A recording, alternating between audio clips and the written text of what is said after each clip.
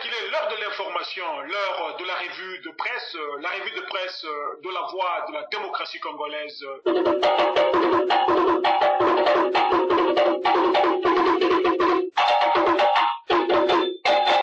Mesdames, Mesdemoiselles et Messieurs, auditrices et auditeurs de la radio-télé La Voix de la démocratie congolaise, bonjour. Voici la lecture de la revue de presse de la radio-télé La Voix de la démocratie congolaise, en collaboration avec Congo Forum de ce vendredi 13 juillet 2012.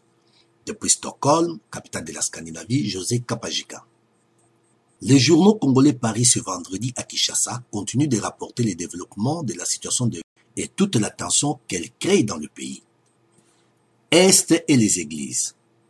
La situation sécuritaire dans l'Est de la RDC est encore à la une de la plupart des journaux parus ce matin. Dans les lots de réactions relevés au sein des ténors de la société civile, cette fois face à la guerre à l'Est, les journaux signalent la position que prennent les confessions religieuses. Le phare titre en manchette « Les églises interdisent tout dialogue avec les Rwandais » avec en sous-titre une pétition adressée hier au secrétaire général des Nations Unies et au Conseil de sécurité.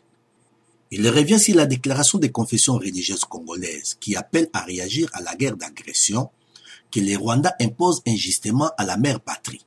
Il fait remarquer que cette déclaration intervient après celle de la conférence épiscopale nationale du Congo CENSCO, lue par son secrétaire général intitulée « Non à la balkanisation de la RDC ».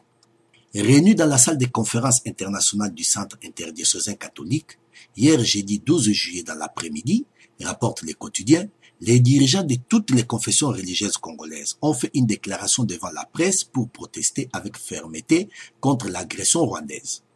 À travers la même déclaration, ils ont lancé une pétition pour réveiller le peuple congolais en les mobilisant pour qu'ils prennent conscience du danger qui guette la nation.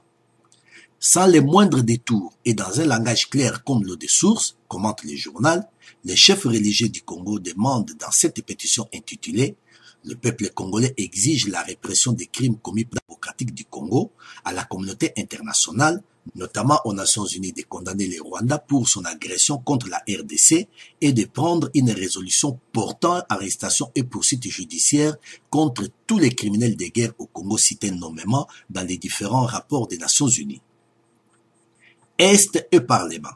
Le potentiel titre « Débat sur la guerre à l'Est, rendez-vous manqué au Sénat ». Pour ce journal, il paraît difficile d'espérer que les sénateurs puissent encore s'apaisantir, du moins pour cette session extraordinaire dont la clôture intervient mardi 17 juillet 2012 sur la question d'actualité cruciale posée par l'honorable Jean Tingbanda autour de la guerre à l'Est, de ses conséquences désastreuses sur les populations civiles ainsi que sur les mesures d'urgence envisagées. Trois représentants du gouvernement Matata étaient en effet attendus ce jeudi à 11h au Sénat. À en croire un SMS du service protocole destiné aux sénateurs, rapporte les quotidiens peu avant les reports de la plénière, ceux-ci ont appris que les vice-premiers ministres et ministres de la Défense et les ministres des Affaires étrangères seraient en mission à Addis Abeba, en Éthiopie, dans le cadre des travaux de la réunion ministérielle de la conférence internationale sur la région des Grands Lacs.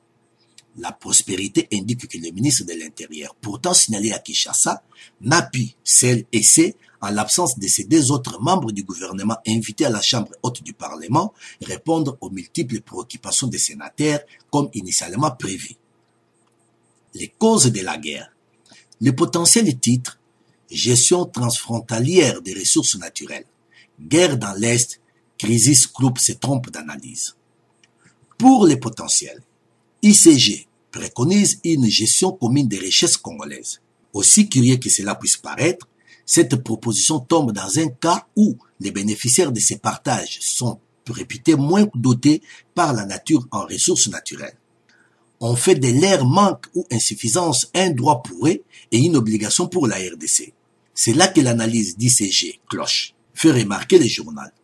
D'aucuns sentent dans cette démarche un coup fourré de la part des prédateurs de tous bords qui, on a cessé de les dénoncer, ont toujours convoité les richesses du Congo et cherché à les obtenir par des moyens illicites.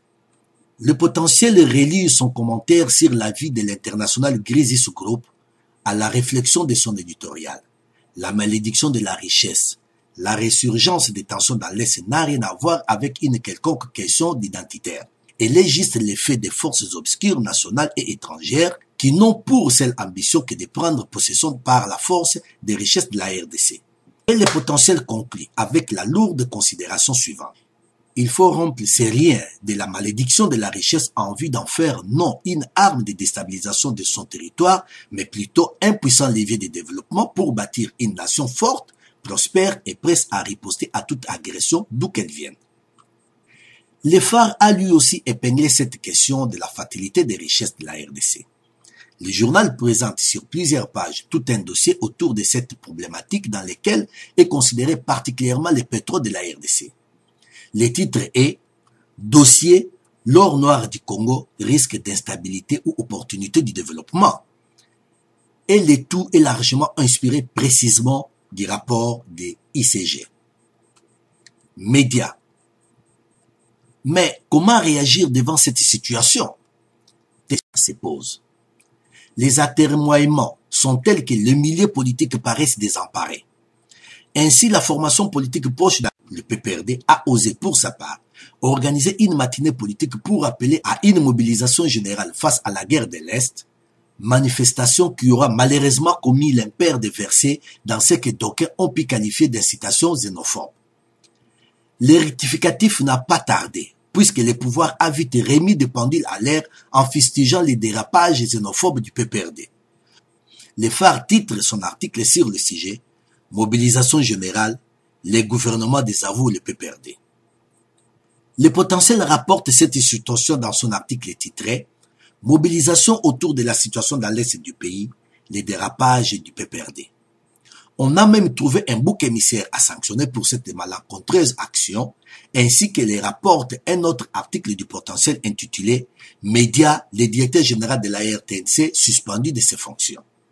Sa faute, est-il indiqué, est d'avoir autorisé la retransmission en direct sur la chaîne nationale de la manifestation de la matinée politique du parti PPRD. Divers. L'observateur se penche sur les manœuvres diplomatiques. Les États membres de la conférence internationale de la région de Grand Lac condamnent les actions du M23. Les pays membres de la conférence internationale sur la région de Grand Lac, réunis à Addis Abeba, ont formellement condamné les actions du M23 et des autres forces négatives opérant dans l'Est de la RDC, écrit les confrères. Au terme des débats sur la question sécuritaire à l'Est de la RDC, rapporte le journal, il y a eu des décisions prises dans le contexte du pacte de stabilité, de la sécurité et le développement, en fait d'entreprendre des actions concrètes pour le règlement de la situation sécuritaire à l'Est de la RDC. À cette occasion, la réunion a reçu le rapport du professeur Ntumba Luaba, secrétaire exécutif de CIRGL, sur la situation à l'Est de la RDC. Celui-ci a rappelé aux pays membres leur détermination collective à faire de la région des Grands Lacs un espace de paix et de sécurité durable, de stabilité politique et sociale, de croissance et de développement partagé. Auditrices et auditeurs de la Voix de la démocratie congolaise, c'était la lecture de la revue de presse congolaise présentée par votre serviteur José Kapajika à partir de Stockholm, capitale de la Scandinavie, pour la radio-télé La Voix de la démocratie congolaise. Restez toujours branchés comme d'habitude sur notre chaîne. Bon week-end à tous.